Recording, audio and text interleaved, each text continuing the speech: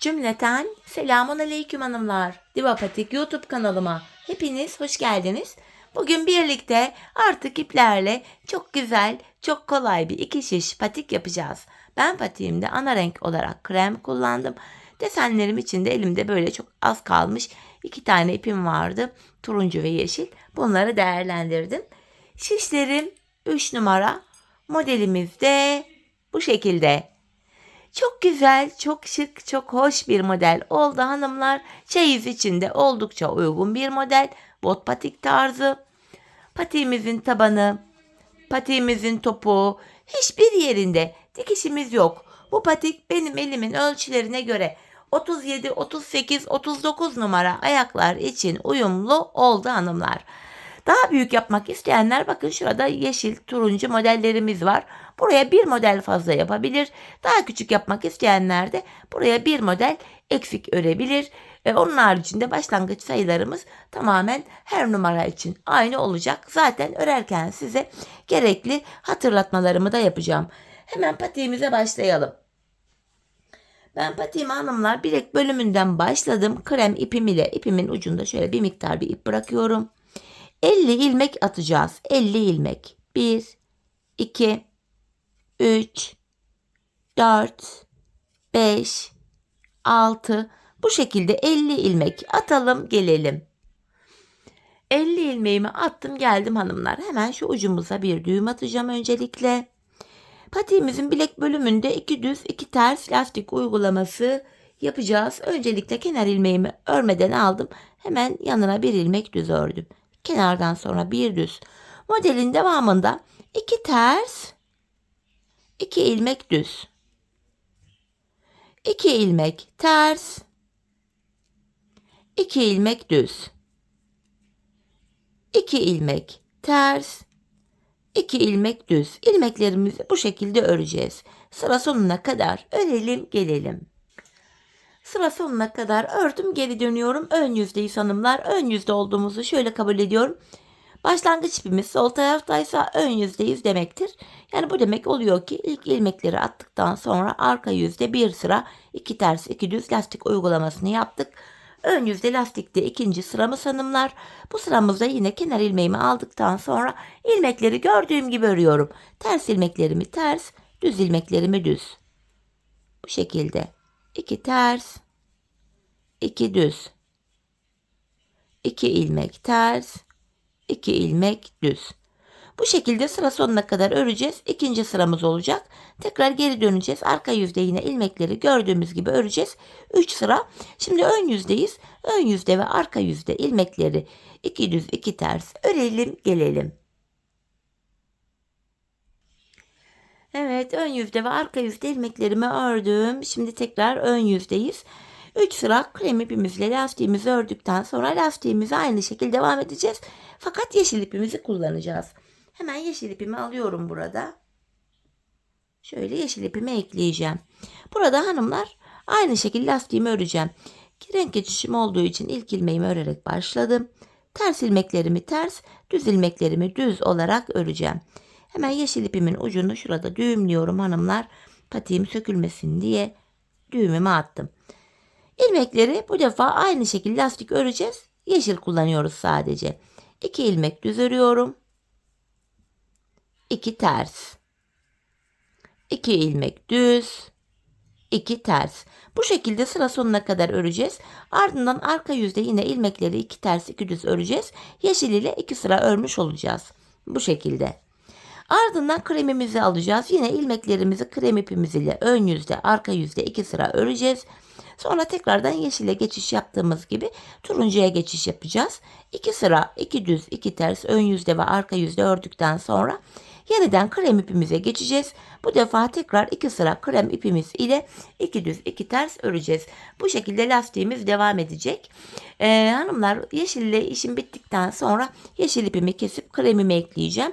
Sonra turuncu ile işim bittikten sonra da yine turuncu ipimi keseceğim.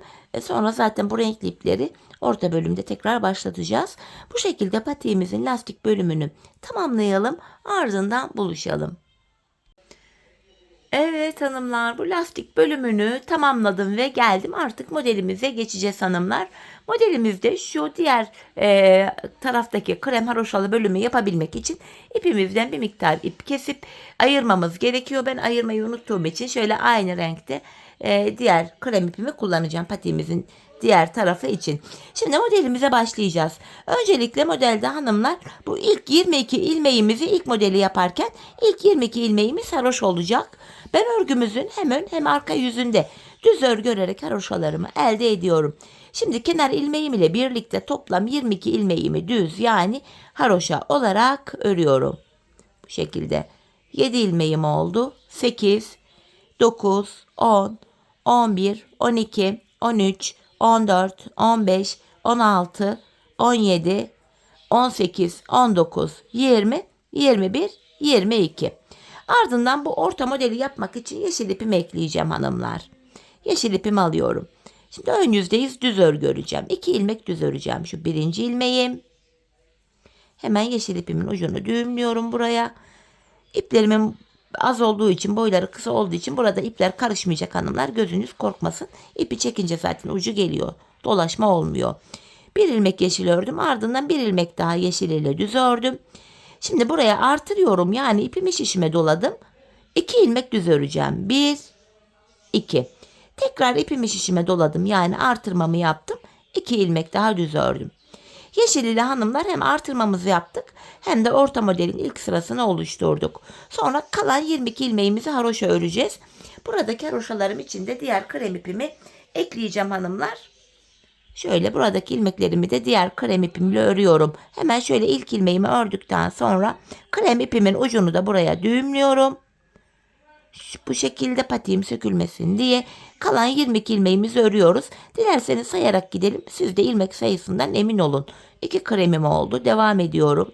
3, 4, 5, 6, 7, 8, 9, 10, 11, 12, 13, 14, 15, 16, 17, 18, 19, 20, 21, 22. Şimdi geri dönüyoruz, arka yüzdeyiz. Arka yüzde hanımlar, yine kenarlardaki 22 haroşamızı haroşa olarak öreceğiz. Bu yeşil ilmeklerime kadar olan 22 haroşa ilmeğimi krem ipim ile örüyorum.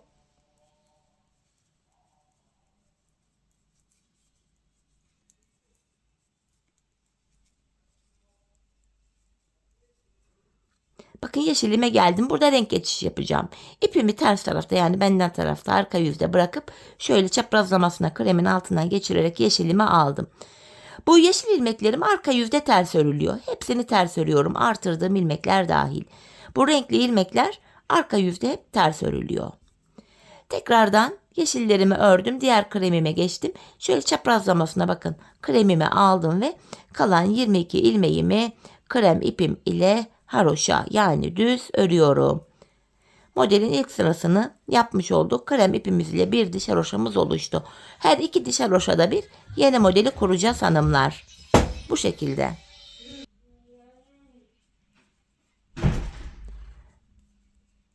Evet. Şimdi tekrar döndük ön yüzdeyiz hanımlar. Modelde ikinci sıramızı yapacağız ön yüzde.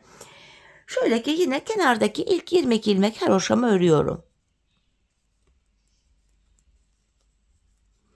Yeşil ilmeklerime kadar olan ilmeklerimi örüyorum.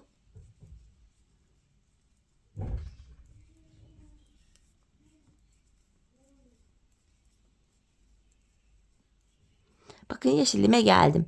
Burada tekrar yeşil ipimi alıyorum. Modelde ikinci sıramızı yapacağız. Şöyle çaprazlamasına yeşil ipimi aldım. 2 ilmek yeşil örüyorum. 1, 2. Tekrar artırdım. Bir önceki sırada 2 ilmek örüp artırmıştık. Şimdi 4 ilmek öreceğim. 1, 2, 3, 4. Bakın ajurlar V şeklinde açılmış oluyor böylece. Tekrar 4 ilmekten sonra ipimi şişime doladım. Artırmamı yaptım. 2 yeşil ilmeğimi düz örüyorum. Yeniden çaprazlamasına krem ipimi aldım. Kalan 22 ilmeğimi haroşa olarak örüyorum.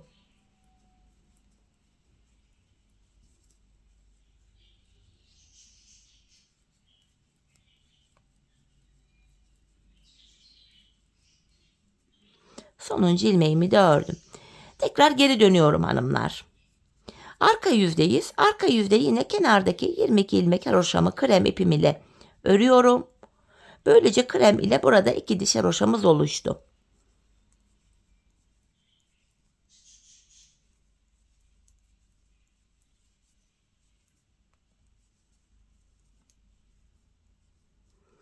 Şöyle çaprazlamasına yine bakın yeşilimi aldım. Arka yüzde bu yeşil ilmeklerimin hepsini ters olarak örüyorum. Ortada 10 tane yeşilimiz var şu anda. 10 yeşil ilmeğimin hepsini ters ördüm. Tekrardan renk geçişi yapıyorum şöyle çaprazlamasına. Kalan 22 haroşa ilmeğimi de krem ipim ile örüyorum. Böylece yeşil ile ilk modelimizi yaptık hanımlar. Bir sonraki modeli turuncu ipimiz ile yapacağız. Sonuncuyu da ördüm. Tekrar geri döndüm.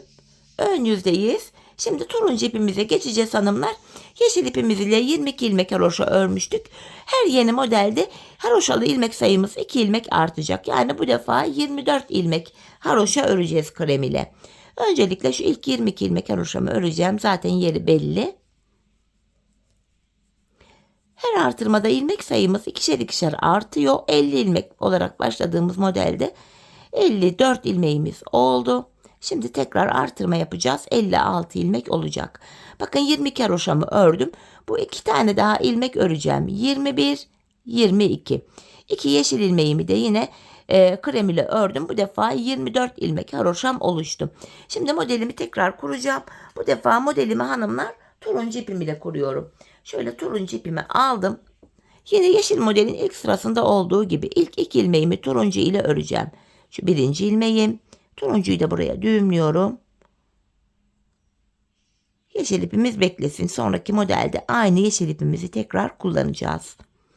Şu da ikinci turuncu ilmeğim. Yeşilin ilk sırasında olduğu gibi 2 turuncudan sonra hemen artırma yapıyorum. İpimi şişime doladım. 2 ilmek düz ördüm. Tekrar artırma yaptım. 2 ilmek daha düz ördüm. Turuncu ile burada 8 ilmeğimiz oluştu. Şimdi krem ipimi şöyle çaprazlamasına alıyorum. Bu 2 yeşili de yine krem ile ördüm. Kalan 22 ilmeğimi de krem ipim ile örüyorum. Bu kenarımızda da 24 haroşamız oldu böylece.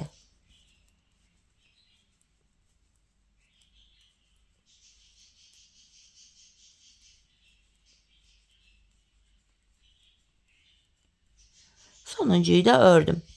Şimdi geri döndüm arka yüzdeyim. Arka yüzde yine kenardaki 24 ilmek haroşamı haroşa olarak örüyorum. Bu şekilde haroşalar haroşa devam ediyor. Her yeni modelde haroşalı ilmek sayımız ikişer ikişer artıyor. İlk modelde 22 ilmek haroşa vardı. Turuncuyla ikinci modele geçtik. 24 ilmek haroşamız oldu. Tekrardan bakın renk geçişimi yapıyorum. Bu defa buradaki 8 ilmek turuncumu arka yüzde olduğum için ters olarak örüyorum. Turuncumu arkada bıraktım. Krem ipimi aldım. Kalan 24 ilmeğimi yine krem ipim ile haroşa olarak örüyorum.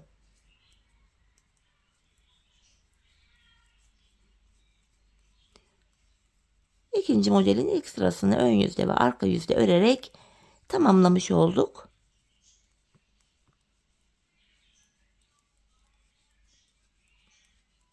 Evet, sonuncu ilmeğimi de ördüm. Tekrar ön yüzdeyiz hanımlar. Turuncu ile modelin ikinci sırasını yapacağız. Yine bu sıramızda hanımlar bu ilk 24 ilmeğimizi haroşa olarak örelim gelelim. Evet, 24 haroşamı ördüm. Tekrar çaprazlamasına turuncu ipimi alıyorum. Modelde ikinci sıra 2 tane turuncumu ördüm. Artırma yaptım. Bu defa ortaya 4 tane turuncu ilmek düz örüyorum. 3 ve 4. Tekrar artırma yapıyorum. Yanındaki 2 turuncumu düz ördüm. Yeniden krem ipime geçiyorum. Çaprazlamasına kremimi aldım. Kalan 24 ilmeğimizi sıra sonuna kadar haroşa örelim gelelim. Evet hanımlar, ilmeklerimi ördüm. Şimdi arka yüzdeyim. Arka yüzde yapacağımız işlem yine aynı. Yanlardaki 24'er haroşamızı haroşa olarak örelim. Ortadaki 10 ilmek turuncumuz var. Ortadaki 10 ilmeğimizi de turuncu ipimiz ile ters örelim. Ardından ön yüzde buluşalım. Evet, arka yüzde ilmeklerimi ördüm. Şimdi tekrar ön yüzdeyiz hanımlar. İlk iki modelimizi bitirdik. Şimdi üçüncü modele başlayacağız. İlk modelde yanında 22 ilmek haroşa vardı. İkinci modelde 24 ilmek oldu. Üçüncü modele geldik. Haroşalı ilmek sayısı 2 ilmek daha artacak. 26 ilmek haroşamız olacak. Öncelikle bu ilk 24 haroşamı öreceğim. Sonra 2 ilmek daha öreceğim. Zaten 24 haroşanın yeri belli. Bu turuncuya kadar. Buraya kadar ilmeklerimi örüyorum.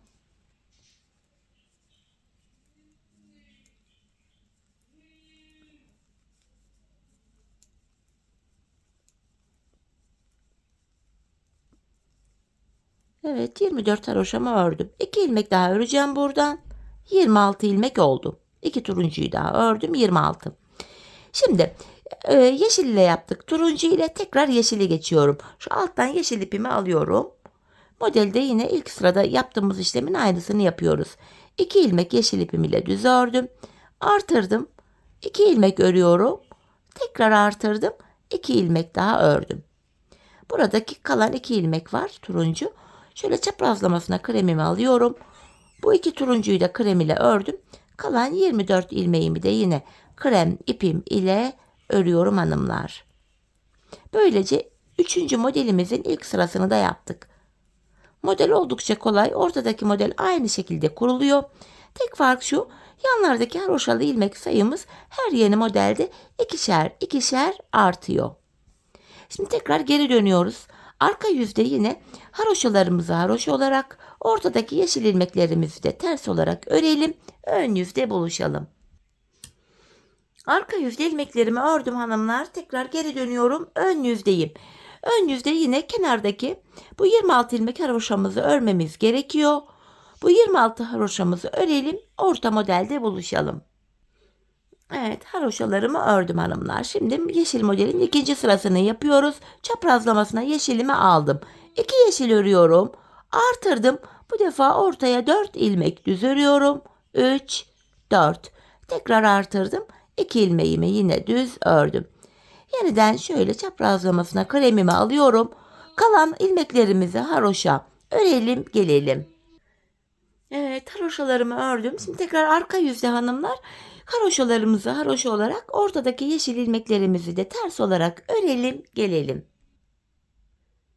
Evet hanımlar, arka yüzde ilmeklerimi ördüm. Şimdi 3. modeli de bitirdik. Ön yüzdeyiz. Bu defa haroşalı ilmek sayımız 2 ilmek daha artacak. Yani bu defa 28 ilmek haroşa öreceğiz. Ortaya bu defa turuncu ipimiz ile aynı modeli yapacağız. 2 turuncu öreceğiz, artıracağız. Tekrar 2 turuncu örüp artırıp 2 turuncu daha öreceğiz. Bu şekilde model tamamlanacak gidecek hanımlar. Her yeni modelde dediğim gibi haroşalı ilmek sayımız ikişer ikişer artıyor. Şimdi 28 yapacağız. Sonra tekrar diğer yeşil modele geçince 30 olacak. 32, 34, 36. Bu şekilde ikişer ikişer haroşalı ilmek sayımız artacak. Toplam 3 modeli birlikte yaptık. Ben patiğimin ön bölümüne toplamda bakın sayalım. 1, 2, 3, 4, 5, 6, 7, 8 ve 9 tane model yaptım. Bu 37, 38, 39 numara ayağa uyumlu oldu. 40, 41 numara yapacağım diyenler varsa buraya 9 değil de 10 model yapabilir. Ya da ben 35, 36 numara yapacağım diyenler varsa da buraya 9 model değil de 8 model yapabilir. Ben buraya 9 model yaptım ve 9 model olunca da şişimdeki ilmek sayım 86 oldu. Eğer ki siz buraya 10 model yapacaksanız ilmek sayınız 4 ilmek daha fazla olur. 90 olur. Eğer ki siz buraya 8 model yapacaksanız küçük numara için ilmek sayınız 86 değil de 82 olacaktır. Yani tek fark şu, bir model eksik veya bir model fazla. Bu şekilde örülecek hanımlar. Şimdi hep birlikte patiğimizin ön bölümünü ayak numaralarımıza göre örelim, ardından buluşalım. Evet hanımlar, patiğimin bu üst ön bölümünü yani tamamladım, geldim. Buraya toplamda 9 adet model yaptım. Sayalım. 1, 2, 3, 4, 5, 6, 7, 8 ve 9. 9 modelin sonunda şişimde 86 ilmeğim oldu. Bu aşamada artık turuncu ile işim bittiği için turuncu ipimi kesip ucunu düğümledim. En son yeşil modelimizi yaptım. Artık model kurulumu yapmayacağım hanımlar. Artırma yapmayacağım. Dediğim gibi sizler buraya bu bölüme 10 tane model yaptıysanız ilmek sayınız benimkinden 4 ilmek fazla olacak. Yani 90 ilmeğiniz olacak. Benimkinden bir model eksik yaptıysanız yani 8 model yaptıysanız ilmek sayınız da 82 olacak. Şimdi model kurulumu yapmayacağım hanımlar. İlmeklerimin tamamını krem ipim ile haroşa öreceğim. Hepsini sırasıyla haroşa olarak sıra sonuna kadar öreceğim. Bu aşamada artık yeşil ipimi ve diğer uca eklediğim krem ipimi de keseceğim. Bu ipim ile şu ördüğüm ipim ile devam edeceğim. Bu bölüme hanımlar 2 diş haroşa öreceğiz. Ön yüzde ve arka yüzde düz öreceğiz. 1 diş haroşa olacak. Aynı işlemi tekrar edeceğiz. Ön yüzde ve arka yüzde öreceğiz. 2 diş haroşa olacak. Bu şekilde bu bölüme 2 diş haroşa örelim. Ardından buluşalım. Evet hanımlar, bu bölüme 2 diş haroşamı krem ipim ile ördüm geldim. Şimdi burundan başlayarak tabanımızı yapacağız. Benim şişimde 86 ilmeğim var. Buruna 8 ilmek ayırıyoruz hanımlar. Taban ayrımı şöyle yapılacak. 86 ilmekten yani toplam ilmeğimden 8'i çıkartınca geriye 78 ilmeğim kalır. 78'i de iki yana eşit paylaştırınca yanlara 39'ar ilmek düşer. Siz buraya bir model fazla yaptınız diyelim büyük yapmak için ve şişinizde 90 ilmek var. Yine şöyle yapacaksınız. 90 ilmekten 8'i çıkartın. Geriye 82 ilmek kalır. 82 ilmeği de iki yana eşit paylaştırınca yanlara 41'er ilmek düşer. Ya da küçük yapmak için bir model eksik yaptınız. Şişinizde 82 ilmek var. 82'den 8'i çıkartınca geriye 74 ilmek kalır. 74 ilmeği de iki yana eşit paylaştırınca yanlara 37'şer ilmek düşer. Taban ayrımı böyle yapılacak. Şimdi benim 86 ilmeğim var. Tabanımızı yapabilmek için kenar ilmeğim ile birlikte buraya 39 adet ilmeğimi öreceğim. Sizin kaç ilmek düşüyorsa o sayıda ilmeklerimizi örelim gelelim. 39 ilmeğimi ördüm hanımlar. Şimdi patiğimizin burun kısmı için 8 ilmek daha örüyorum. 1, 2, 3, 4, 5, 6, 7, 8. Saydığımda burada da 39 ilmek kalıyor. 8 ilmekten sonra geri döndüm. Taban bölümde ipimiz hep karşıda ve ilk ilmeği örmeden alıyoruz. Şu ikinci ilmeğim 3, 4, 5, 6, 7, 8 ilmeğimi tekrar ördüm geri dönüyorum. 8 ilmek ile bakın bir diş haroşa ördük. Taban 12 ilmek olacak. 12 ilmek olana kadar da her sırada yanlardan birer ilmek örerek ortaya ekleyeceğiz. İpim karşıda yine ilk ilmeğimi örmeden aldım. 8 ilmeğimi örüyorum. 5, 6, 7, 8. Bir ilmek kenardan örerek ortaya ekledim. 9. Geri döndüm. İp karşıda ilk ilmeği örmeden aldım. 9 ilmeğimi örüyorum öncelikle. 6, 7, 8, 9. Bir ilmek de kenardan örerek ekledim 10. Geri döndüm. Yine ipim karşıda ilk ilmeğimi aldım. 10 ilmeğimi örüyorum. 4, 5, 6, 7, 8, 9, 10. Bir ilmek de kenardan örerek ortaya ekledim 11. Geri döndüm. Yine ilk ilmeğimi alıyorum. 11 ilmeğimi örüyorum. 5, 6, 7, 8, 9, 10, 11. Bir ilmek de kenardan ördüm 12. Şimdi 12 ilmek oldu. Artık kesimler başlayacak. 11 ilmek öreceğiz. 12. de kesim yapacağız. Taban 12 ilmek oluyor. Kaç numara yapacak olursak olalım. İlk ilmeğimi aldım. 2, 3, 4, 5, 6, 7, 8, 9, 10, 11. 12. ilmekte yandan da bir ilmek alıp ikisini kesiyorum. Geri döndüm. Yine ipim karşıda ilk ilmeğimi örmeden aldım. 11 ilmeğimi öreceğim. 4, 5, 6, 7, 8, 9, 10, 11. 12. ilmekte kesimimi yapıyorum. Tekrar geri döndük. Aynı işlemi yapıyoruz. Yine ip karşıda ilk ilmeğimizi örmeden alıyoruz. 11 ilmek örüyoruz. 5, 6, 7, 8, 9, 10, 11. 12. de kesimi yapıyoruz. Tekrar geri döndüm. İşlem aynı. 11 ilmek öreceğiz. 4, 5, 6, 7, 8, 9, 10, 11. 12. de kesimi yapacağız. Patiğimizin tabanı 12 ilmek ile bu şekilde örülecek hanımlar. Biz bu kesme işlemine sağ ve sol şişimizde ilmekler bitene kadar devam edeceğiz. Şimdi hep birlikte tabanımızı örelim, ardından buluşalım. Evet hanımlar, tabanımızı ördüm ve geldim. Şişimde sadece tabanda kullandığım 12 ilmeğim kaldı. Şimdi bu 12 ilmek ile patiğimizin arka bölümünü yapacağız. Yine haroşaya devam ediyoruz. İlk ilmeğimi örmeden aldım. Son 2 ilmek kalana kadar ilmeklerimi örüyorum. Son 2 ilmeğimi kestim. Şişimde 11 ilmek kaldı. Bu aşamada hanımlar bakın kenar ilmek yerleri var buralarda. Hemen ilk kenar ilmek yerine ilmeğin iki kanadına birden girerek ilmek çıkarttım. Tekrar 12 ilmeğim oldu. Bu şekilde hem patiğimizin arkasını örmüş oluyoruz hem de arka bölüm şu kenarlara eklenmiş oluyor. İlmek çıkarttıktan sonra geri döndüm. İpim karşıda, ilk ilmeğimi örmeden alıyorum. Tekrar son 2 ilmek kalana kadar ilmeklerimi örüyorum. Son 2 ilmeğimi kestim yine. Geri dönüyorum sağ kenarda. Döndükten sonra ön yüzde ilmek çıkartıyorum. Hemen şuradan da ilk kenar ilmek yerine girerek ilmeğimi çıkarttım. Tekrar 12 ilmeğim oldu. Yapacağımız işlem aynı. Son 2 ilmek kalana kadar öreceğiz. Son 2 ilmeğimizi keseceğiz ve sıradaki kenar ilmek yerinden ilmek çıkaracağız. Bakın yine son 2 ilmeğimi kesiyorum. Bir sonraki kenar ilmek yerinden ilmeğimi çıkarttım. Geri döndüm. İp karşıda, ilk ilmeğimi örmeden aldım. Aynı işlemi yapıyorum. Son 2 ilmek kalana kadar örüyorum.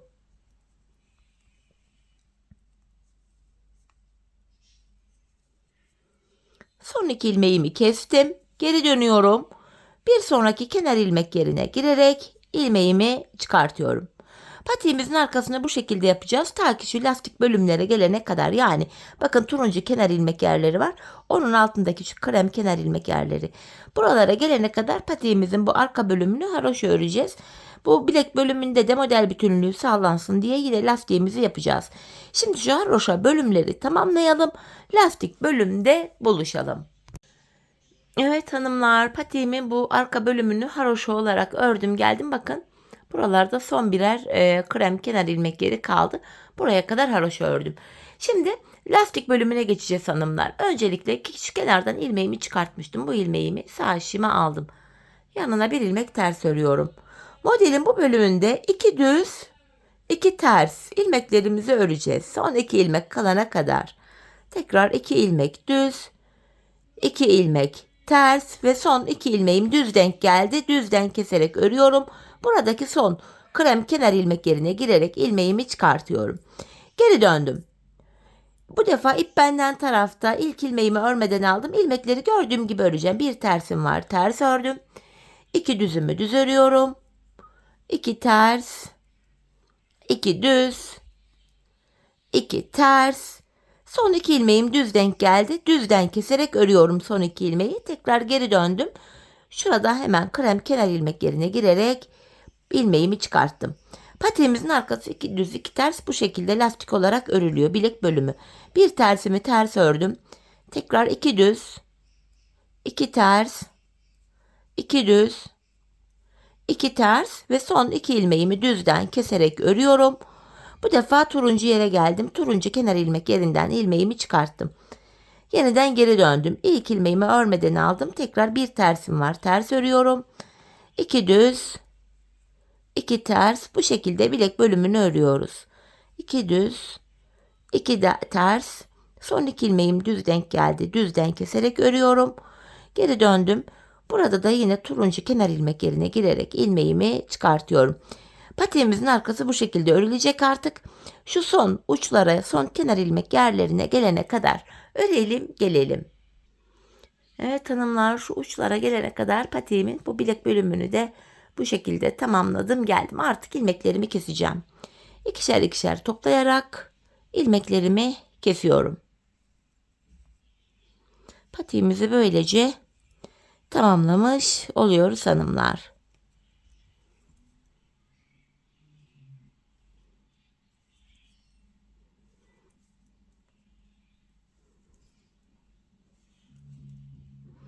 Son bir ilmek kaldı. Bunu da kestim. Kenarda tümsek bir görüntü oluşmasın diye tığım ile şu dibine şuraya batarak burayı düzlüyorum. Şöyle. Ve 2 de zincir çekip ipimi kesiyorum. Evet, hemen iplerimizin ucunu gizleyeceğim. Bakın arkalarda şöyle ilmek aralarımız var. Hemen şuralarda.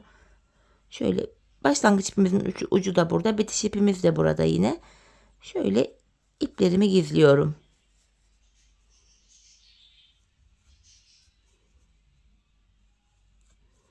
Patiğimiz bu kadardı hanımlar.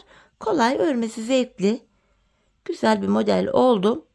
Çeyiz için de uygun, günlük kullanım için de oldukça uygun, rahat bir model. Dikiş olmadığı için de çok kullanışlı, ayağı rahatsız etmiyor. Evet, patiğimizin duruşu bu. Diğer tarafından da göstereyim. Böyle. Hemen makine yama da giydireyim hanımlar. Birlikte modelimizin ayaktaki duruşuna da bakalım. Çok pratik, çok kolay, güzel bir model oldu. Ben 2 renk kullandım ön bölümde. Sizler daha fazla renkte kullanabilirsiniz. Yani rengarenk de yapabilirsiniz. Tamamen isteğe bağlı, zevkinize bağlı. İstediğiniz şekilde örebilirsiniz patiğinizi. Modelimizin ayaktaki duruşu da işte bu şekilde. Kenarlarımız, tabanımız, topuğumuz. Model bu. Evet hanımlar, yine birlikte güzel bir modelin daha sonuna geldik. Umarım sizlere faydalı, hoş bir video olmuştur. Yeni modellerde, yeni videolarda buluşmak dileğiyle. Şimdilik hoşça kalın, sağlıcakla kalın.